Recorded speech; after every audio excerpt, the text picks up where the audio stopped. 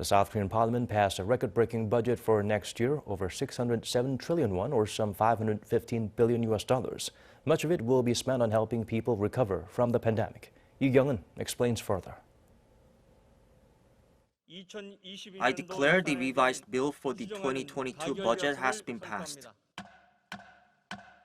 The South Korean parliament has passed a record budget for next year, some 515 billion US dollars.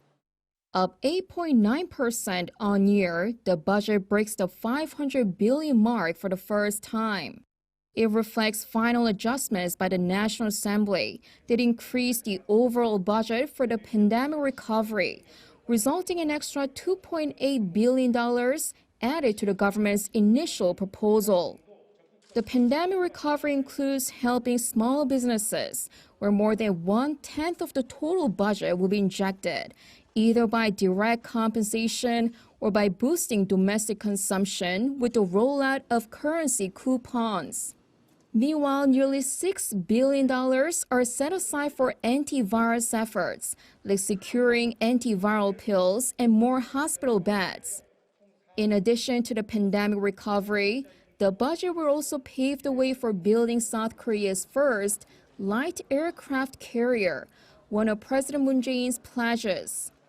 Some $6 million have been set aside for the initial designing of a 30,000-ton aircraft carrier to ramp up deterrence and long-range operation capability. It is the critical first step in the decade-long project, which is expected to cost some $2 billion in total by the time it is complete in 2033. But this was also a source of controversy between the rival parties.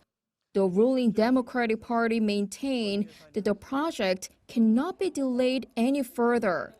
But questioning the necessity and feasibility, the main opposition People Power Party said that such an expensive project should be left for the next administration to consider when it takes office in May. The negotiations went on until the last minute, causing a delay in the computation work at the Finance Ministry.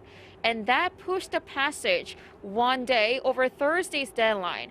But National Assembly Speaker Park Byung-seok said it should still be counted as within the deadline. Lee Kyung-eun, Arirang News.